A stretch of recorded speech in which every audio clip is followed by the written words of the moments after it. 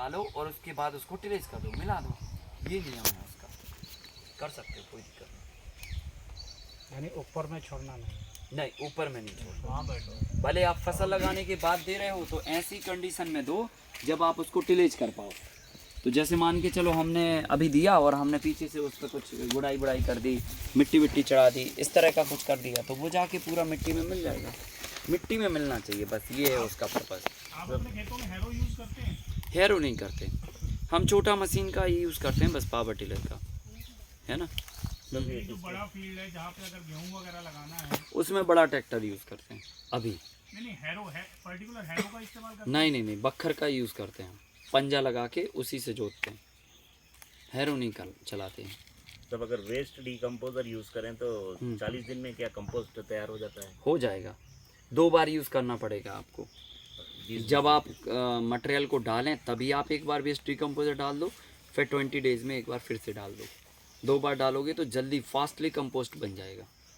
तो ये बहुत सरल सूत्र हैं, मैंने आपको बहुत जो काम की चीज़ें हैं ना, वो सारी काम की चीज़ें आपको टच करके आपको बता दी। अगर आप इस पे गंभीरता से काम करते हो तो डेफिनेटली आपका जो इनपुट कॉस्ट है वो बहुत डिटेक्ट हो जाएगा एंड रिटर्न्स आपका बहुत अच्छा बढ़ जाएगा। सो ये बहुत ज़रूरी है ना। कंपोस्ट कितने दिन बाद इस्तेमाल करें? कंपोस्ट को 40 दिन कंप्लीट हो गए, हाँ, फिर उसको तुरंत कर सकते हो। हाँ, पर वही है कि वो वज़न में हल्का हो गया हो, है ना।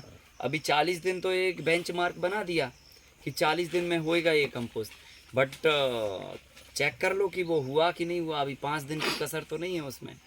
तो उसको स्मेल करके देखो, सौंधी खुशबू आएगी, ऐसे हाथ में लेको, वज़न हल्का होएगा और काला कलर हो जाएगा उसका, काला ब्राउन कलर, तभी इस्तेमाल करें। तभी आप समझो कि ये कंपोस्ट बन चुका है पूरी तरह से, फिर आप उसको यूज़ कर सकते हो। ऐसा सभी इंस्ट्रूमेंट दिखाने वाले थे आप? हाँ, दिखाएंगे ना, अभी दिखाएंगे। अभी हम लोग थोड़ा ये सेशन पे चर्चा कर लें, क्योंकि क्लियरिटी होना बहुत ज़रूरी है। अगर डाउट्स रह गए तो मतलब सही नहीं है। अच्छा, एक बेड में जो सामान्य कंपोस्ट जो बनाते हैं तो उसमें कितना वेस्ट डिकम्पोजर का लीटर लिक्विड डालें? देखिए, अगर 1 टन के आसपास आपका मटेरियल है तो ये चीज़ जो 20-20 किलो की है ना, ये हाफ हो जाएगी। और अगर आपका 2 टन का मटेरियल है तो ये ही क्वांटिटी में डल जाएगा। मतलब 20 किलो गोबर, 20 लीटर गौमूत्र, 2 किलो उड़द की दाल का आटा, 1 किलो ईस्ट और 2 किलो गुड़ का जो बनेगा वो 2 टन मटेरियल के ऊपर आप डाल सकते हो। 2 टन है ना, मतलब 20 कुंटल। चाहे 20 कुंटल गोबर हो, चाहे 20 कुंटल कचरा हो, चाहे 20 कुंटल खाद हो, मतलब जो भी आपको करना, बकरी का हो, है ना, जो भी हो, उस सब पे आप 20 कुंटल पे 20-20 लीटर का ये लिक्विड डाल सकते हो। लगभग इसको 50-60 लीटर बना लो आप टोटल और छिड़क दो आप उसके ऊपर ये। जो सर डिकम्पोजर है, हाँ, वो नाइट्रोजन फास्फोरस को तोड़ करके पौधों के देता है कि मतलब बस ऐसे ही छोड़ देता है? नहीं, वेस्ट डिकम्पोजर का मतलब होता है फसल के अवशिष्ट को ख़त्म करना। मतलब मिट्टी के अंदर अगर कोई अनडिस्पोजेबल मैटर पड़ा हुआ है, उस अनडिस्पोजेबल मैटर को डिस्पोज करना वेस्ट डिकम्पोजर का काम होता है। तब ढेंचा जब हम जुताई कर देते हैं तो उसको वेस्ट डिकम्पोजर की ज़रूरत नहीं है। हाँ, ढैंचा जब जुताई कर देते हैं तो वेस्ट डिकम्पोजर की ज़रूरत नहीं है। आप डाल सकते हो, ढैंचा जल्दी डिकम्पोज हो जाएगा, और वैसे तो वो 10 दिन में वैसे ही खुद सड़ जाता है ना। 40 दिन के बाद तो हाँ, कर सकते बुआई के 40 दिन हाँ, बाद। किया जा सकता है। ढेंचा लगाए तो 40 दिन में हम क्रॉप ले सकते हैं बाद में? ढैंचा लगाए तो 40 दिन के बाद में क्रॉप, अगर आपने जोत दिया उसको मिट्टी में तो उसके 10 दिन बाद आप लगा सकते हो फसल। उसके 10 दिन बाद फसल लगाई मिट्टी में मिक्स करने के बाद 10 दिन बाद लगा सकते हैं। 10 दिन बाद लगा सकते हैं।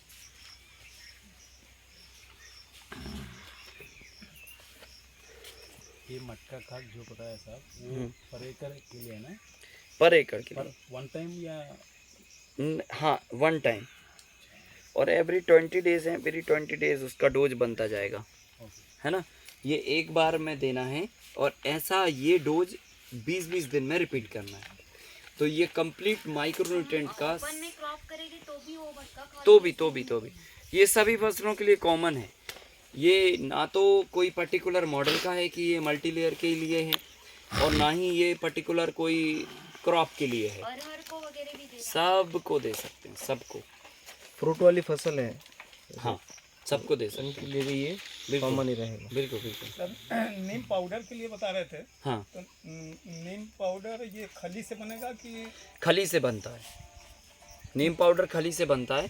तो कैसे होता है, जो निबोली होती है ना, निबोली का पहले एक्सप्लर में डाल के उसका ऑयल निकाला जाता है, तेल निकल जाता है, तेल अलग हो जाता है, और उसके बाद जो उसकी मोटा मोटा छुलका बचता है, वो छुलका जो है ना खली के रूप में यूज़ किया जाता है ना।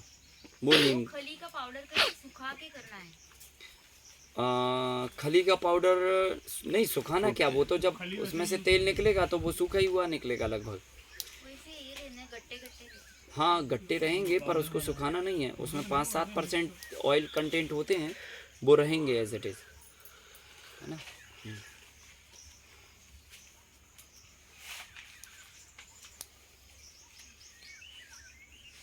नीम का पाउडर बनाएंगे कैसे?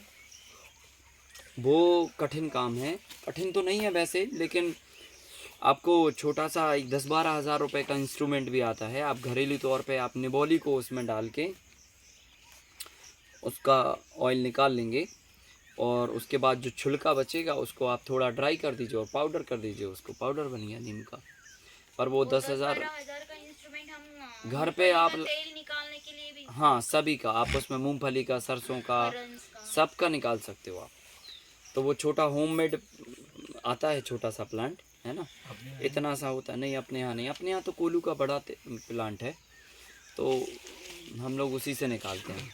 पर नीम का उससे नहीं निकालते। नीम का तो नीम का हम यहाँ अलीराजपुर में, हमारे मध्य प्रदेश में झाबुआ डिस्ट्रिक्ट में अलीराजपुर एक जगह है, वहाँ पर नीम बहुत होती है। तो वहाँ पर हम अपने किसान भाई को लगवाए हैं प्लांट, उससे हम निकलवाते हैं। तो वो अपना प्लांट भी चलाता है और जगह भी बेचता है, और वो हमारा भी निकालता है, ऐसा। तो हम इकट्ठा 500-1000 लीटर एक बार में निकलवा लेते हैं, बुला लेते हैं, रख लेते हैं बैरलों में, करते रहते हैं ऐसा। हाँ? इकट्ठा करना पड़ता है।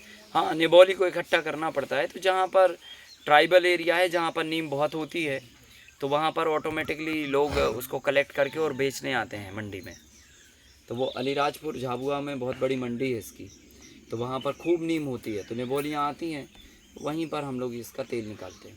मैं सर एक बार गांव की महिलाओं से बिनवाया था, 10 रुपये किलो उनसे खरीदा था। हाँ हाँ। उसके बाद उसको पेरवाने गया तो वो बोला कि इसमें तेल नहीं निकलेगा, ऐसे ही केवल पीसा जाएगा। तो ऐसे ही पेर कर मुझको दे दिया, बोला कि तेल नहीं निकला।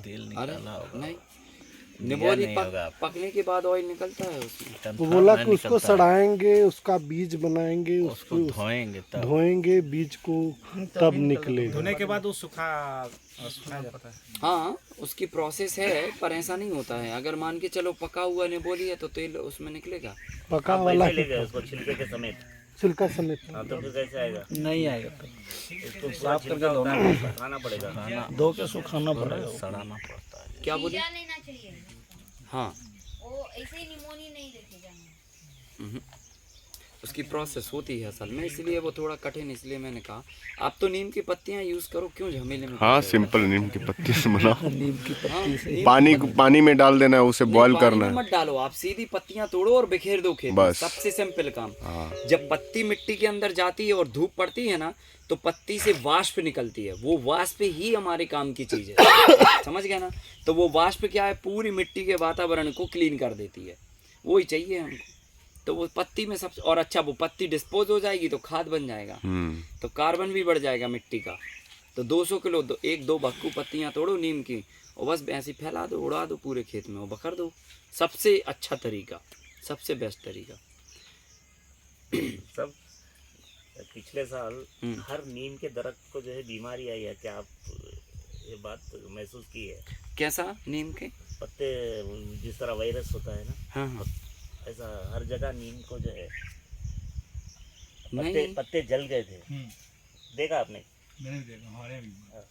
अच्छा, तो इसकी कोई खास वजह थी क्या? पता नहीं, यहाँ तो नहीं, मैंने हर जगह हुआ। ठंडी के समय में हुआ था क्या?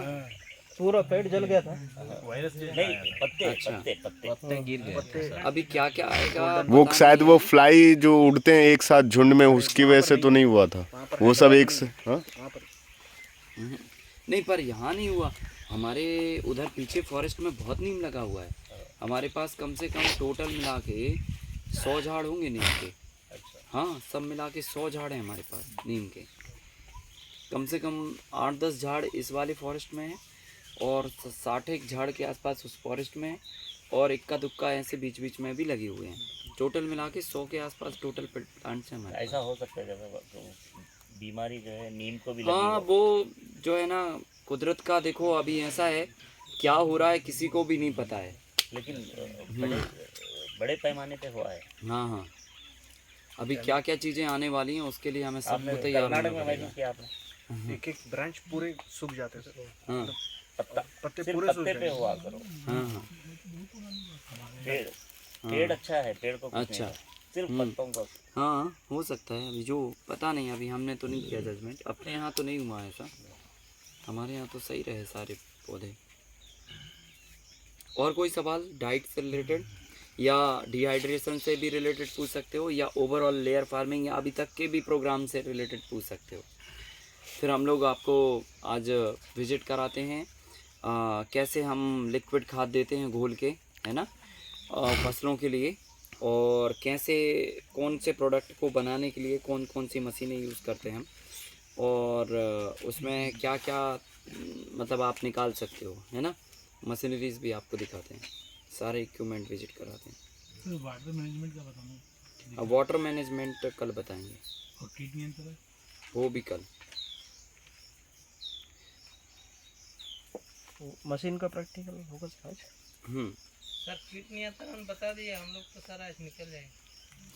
ओके, तो आपको हम मोटा मोटा एक फार्मूला बता देते हैं। कुछ तो हमने लिटरेचर में आपको दे दिए हैं, जो लिखित में दे दिए हैं वो आप लिखित में सारे फार्मूले देख सकते हो। ब्रीफ में बात कर लेते हैं इस पर, ठीक है।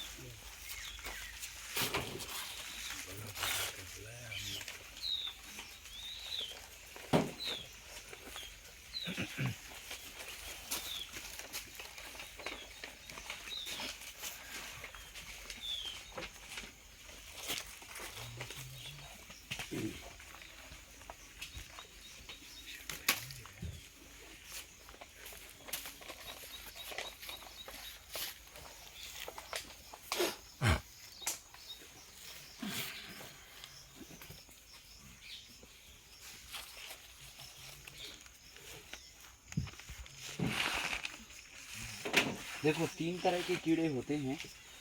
नंबर 1 रस चूसक कीड़े, नंबर 2 तना छेदक,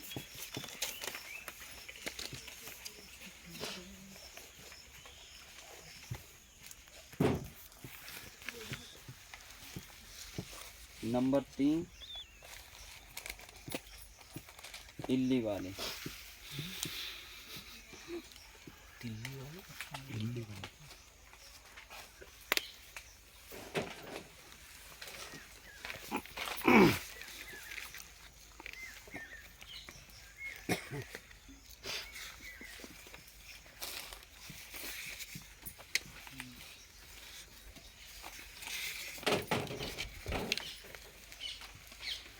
कीड़ों की 3 कैटेगरियां हैं और इन 3 कैटेगरियों में सभी तरह के इंसेक्ट आते हैं, ठीक है।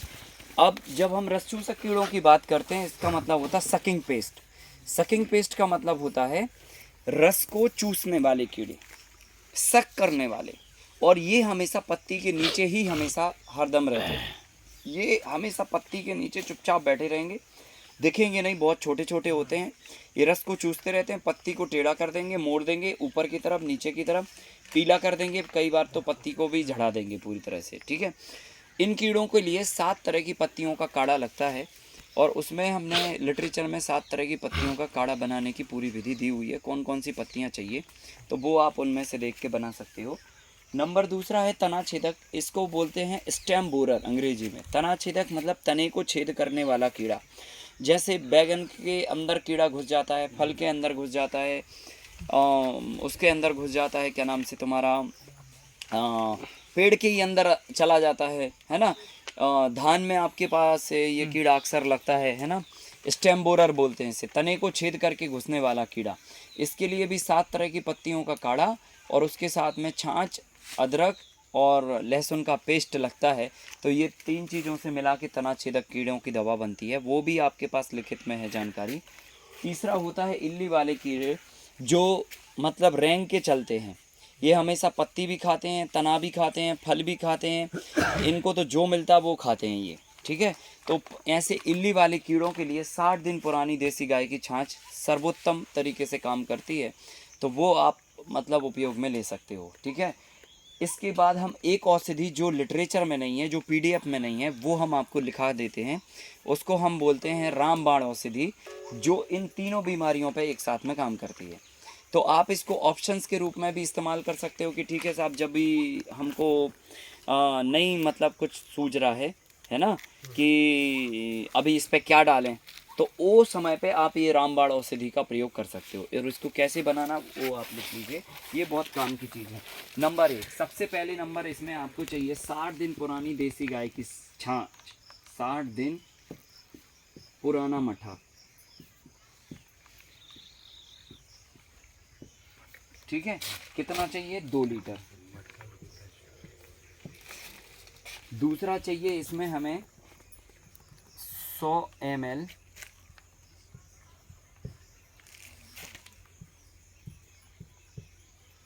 नीम का तेल, ठीक है। तीसरा हमें चाहिए इसमें, और नीम के तेल को घोलने के लिए 2 चम्मच इसमें कास्टिक सोडा ले लेना, बेकिंग सोडा, 2 चम्मच कास्टिक सोडा। बेकिंग अलग रहता है, कॉस्टिक अलग रहता है। मतलब दोनों में से कोई भी ले सकते हो।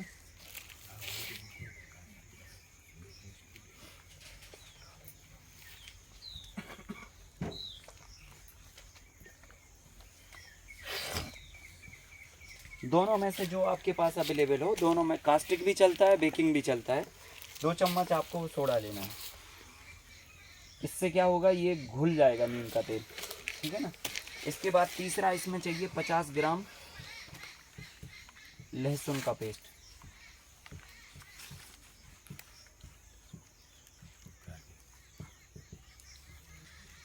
फिर इसमें आपको चाहिए 200 ग्राम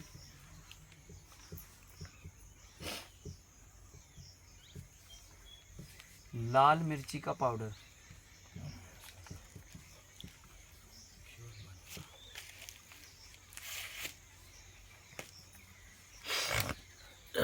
ये चारों चीज़ों को आपको 15 लीटर पानी में ऐड करना है। मतलब 13 लीटर आपको पानी चाहिए और 2 लीटर ये और बाकी की सारी चीज़ें ये आप जब 4 चीज़ें मिला के आप स्प्रे करोगे तो ये रामबाण औषधि है, किसी भी इंसेक्ट पर काम करेगी, चाहे वो रस चूसक हो, चाहे तना छेदक हो, चाहे इल्ली वाला कीट हो। तो अगर आपके खेत में पानी 13 लीटर मिलाना है, टोटल मिला के 15 लीटर ये करना है ना। तो इस 15 लीटर के कॉम्बिनेशन को आप रिपीट लगभग 1 सप्ताह के आसपास में आज किया और 1 सप्ताह के बाद 7 दिन के आसपास में फिर से रिपीट कर दिया। 15 लीटर कितना एरिया कवर करेगा? ये डिपेंड करेगा कि आपका क्रॉप का हाइट कितना है ना। जैसे मान के चलो छोटी फसल है तो एक टंकी जो है ना काफ़ी एरिया को हो जाएगा, और अगर फसल बड़ी बड़ी है तो एक टंकी थोड़े कम एरिया को होगा। तो ये डिपेंड करेगा कि आपका मतलब एरिया कितना है। इसको तो देना कैसे है सर, स्प्रे करके या पानी? स्प्रे में देना है, ये स्प्रे में। तो 13 लीटर पानी और बाकी की ये तीनों चीज़ें, चारों चीज़ें मिला के और 15 लीटर का आप कॉम्बिनेशन बना लो और इसको 7-7 दिन में आप 3 स्प्रे दे दोगे, हर तरह का आपको कंट्रोल मिलेगा। बन जाएंगे, तैयार हो जाएंगे। ये तो सब तुरंत बनने वाली चीज़ है। मतलब सबको पानी में हाँ, मिक्स करके घोल हाँ, के बन जाएगा। इसमें देखिए आपने छाछ उठाई 2 लीटर डाली टंकी में, 13 लीटर पानी डाल दिया, 100 ml आपने नीम का तेल डाल दिया, 50 ग्राम लहसुन को हमने मिक्सी में ग्राइंड किया और वो पेस्ट डाल दिया और 200 ग्राम अच्छा लाल तीखी मिर्च का पाउडर मिला दिया उसमें। ये सबसे असरकारक दवा होती है। इल्ली लगी हो, रस चूसक कीड़े लगे हों, कुकड़ा वाला रोग लगा हो, है ना, इवन वायरल पे भी काम करेगा ये, है ना। पपीते में वायरस लगता है, मिर्ची में वायरस लगता है ना। लीफ कर्ल की डिसीज़ होती है, टमाटर में कुकड़ा रोग लगता है, पीले पड़ जाते हैं, हल्के पत्ते कुकड़ जाते हैं, है ना। इस तरह की सारी चीज़ों के लिए, मिलीबग के लिए काम करेगा। सफ़ेद कई फसलों में वो, है ना, बबूदिया टाइप का गूदा सा चिपका रहता है। पाउडरी पे भी ये काम करेगा, पाउडरी मिल्ड पे भी काम करेगा, थ्रिप्स पे भी काम करेगा, लाल मकड़ी पे भी काम करेगा, हरा मच्छर पे भी काम करेगा, सफ़ेद मच्छर पे भी काम करेगा, इल्ली पे भी काम करेगा, तना छेदक पे भी काम करेगा। मतलब ये कंप्लीट औषधि है, बराबर ना। ये यूज़ करने से आपको हर तरह का समाधान मिलेगा। तो ये एक औषधि आपको ध्यान में रखनी है और इस औषधि पे आपको काम करना। अगर ये ना भी बना पाओ तो ये सबसे इजी रेमेडी है, सबसे इजी, जो फटाफट तुरंत बन सकती है। इसमें बस ये 60 दिन पुराना छाछ आपको चाहिए पड़ेगा, वो आपके स्टॉक में होना चाहिए। बनने के बाद कितना दिन तक इसका असर? आप छाछ नहीं बना, आपने मिक्सचर मिलाया और आप स्प्रे करो जी। मिक्सचर मिला के उसको एक साथ में मत रखो, नहीं तो रखना है तो बहुत अधिकतम तो 1 दिन रख सकते हो, बस इससे ज़्यादा नहीं। हाँ, तो तभी आप मिलाओ। जैसे अब मिर्ची है, ये है, सब अलग अलग चीज़ें हैं ना, तो हम मिलाएं क्यों? जब हम स्प्रे करनी तभी मिला दें हम, ऐसा है। नहीं तो छाछ आप चाहें तो 2 लीटर जो छाछ है वो 60 दिन पुरानी है, ठीक है, वो 70 दिन हो गई, 100 दिन हो गई, कोई दिक्कत नहीं, उससे कोई तकलीफ नहीं। हाँ, कम से कम 60 दिन पुरानी होना चाहिए। दवाई को बना के हम नहीं कोई प्रॉब्लम नहीं, एक दिन क्या 2 दिन में? हाँ, ये बनाने की जरूरत ही नहीं है ना। ये तो सब अपने आप में चीजें बनी बनाई हैं। जैसे नीम का तेल है, डब्बी में भरा रखा रहेगा, छाछ है आपका एक ड्रम में भरा रखा रहेगा, लहसुन है आपके घर में पड़ा रहेगा, मिर्ची है आपको किचन से मारना पड़ेगी। तो ये सब चीजें कोई बनानी थोड़ी है, तो बनी बनाई है, बस आपको मिलानी है। सब छाछ को स्टॉक कर सकते हैं कि? हाँ, छाछ को स्टॉक करना चाहिए। नहीं, दिक्कत कुछ भी नहीं है, फायदा ही होगा उसका। मिला सकते हैं, और नहीं मिलाए तो नुकसान भी नहीं होगा कि नहीं मिलाया तो ये कमी रह गई। अच्छा सर, ये जनरल में मार सकते हैं स्प्रे? हाँ, दूध निकालते ही नहीं तो खास दूसरा यूज करे तो चलेगा। नहीं, असल में गाय का ही छाछ काम की है, क्योंकि उसी के अंदर वो सारे गुण हैं एक्चुअली, है ना। वो भारतीय नस्ल की देसी गाय की ही छाछ आपको चाहिए। वो एक है ना इशू कि ये ही चाहिए आपको, और वो करना चाहिए आपको, वो करना पड़ेगा तभी काम बनेगा। एक्शन अच्छा रहेगा। जैसे अगर फालतू हो जाता है तो नुकसान तो नहीं करेगा? नहीं, नुकसान नहीं करेगा, पर आप ये रामबाण औषधि है, पर आप ये बाण तभी छोड़ें जब जरूरत हो। कीड़े वगैरह लगने के बाद ही मारना ही? हाँ, उसके अलावा नहीं? हाँ, उसके अलावा ऐसे नहीं कि आप बस आप सोचो कि ये मार दो तो काम अपना पहले ही ऐसे करके बैठ जाओ। तो गन्ने को कीड़ लगता है, वो मालूम है? गन्ने को एक कीड़ लगती है, वो जमीन से रूट खाती है। बराबर मालूम है, उस पर भी ये काम करेगा। रोग न लगा हो, पॉलिश छिड़के तो नहीं, वो नहीं, वो तरीका सही नहीं है। आपको जब इसमें कोई तकलीफ है तभी आप स्प्रे मारिए। ये मतलब रेमेडी एक ऐसी रेमेडी है जो हर तरह की कीटों पर काम करती है। और कभी भी स्प्रे शाम के समय करें, दोपहर के समय या तो सुबह के समय अवॉइड करें, है ना। शाम के समय इतने बजे आपको स्प्रे लगाना चाहिए, ये सही वक्त है स्प्रे करने का, ठीक है ना। अच्छा, दूसरा इसके बाद अगर आपको मान के चलो जैसे फसल 2 महीने से छोटी है तो ये वाला डोज कभी स्प्रे मत करो उस पर, ये भी ध्यान रखो। मतलब क्योंकि ये मतलब हैवी दवा है ना, ये सब चीज़ों पे काम करेगी, लेकिन जो है ना अगर फसल कमज़ोर हुई ना हमारी तो वो फसल को निपटा सकती है। तो इसलिए शाम के समय स्प्रे करो, और 2 महीने से छोटी फसल पे आप स्प्रे इसका प्रयोग ना करो। 2 महीने से बड़ी फसल हो, चाहे वो कोई भी हो, उसके ऊपर ही आप स्प्रे करो। और जैसे अब पत्ती अत्ती वाली सब्जियां हैं, धनिया है, पालक में छेद हो रहे हैं, तो इसको कभी इस्तेमाल मत करो, क्योंकि पालक में छेद तो एक नॉर्मल चीज़ है, वो तो खाली नीम ऑयल से भी कंट्रोल हो सकता है, केवल छाछ से भी कंट्रोल हो सकता है। तो इतनी हैवी दवा मत मारो। ये तो देखो कॉटन के लिए है, जब बहुत ज़्यादा कोई लौकी की फसल फली हुई है, गिलकी की फसल फली हुई है, गन्ने की फसल है, धान है, गेहूं है ना, बाजरा, मक्का है, बैगन है, छेद कर रहे हैं, कीड़े अंदर घुस रहे हैं, वो समय पे आतंक मचा रहे हैं, तभी आप ये मारो हैं। सब पे कर सकते हो, पर एक क्रॉप की स्टेज होने पे ही। ऐसे नहीं कि हम पालक का पत्ता निकला और लगा दिए, ये निपट जाएगा बेचारा पूरा। तो ये ध्यान रखना। आप सोचो कि एक ही बार में रामबाण वाला मामला छोड़ दो। मतलब ये 1 ml 1 लीटर के लिए बस हो जाएगा। हैं? 2 ml कितना क्वांटिटी कितना